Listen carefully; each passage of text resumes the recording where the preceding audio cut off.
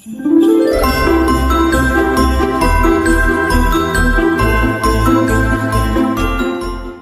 الرحمن كان رافض احمد زكي يقوم بدور عبد الجمال عبد الناصر.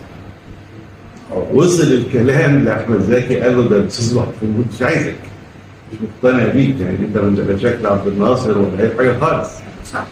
ففي مره الصبح جرس البيت ضرب، مين راح فتح الباب؟ مدام سميره، لقيت عبد الناصر قدامها. سلام. مين؟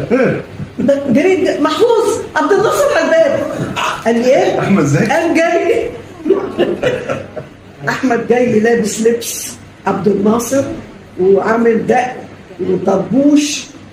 بص قال له يا مجرم هتلعب الدور، اسكت بقى هتلعب الدور.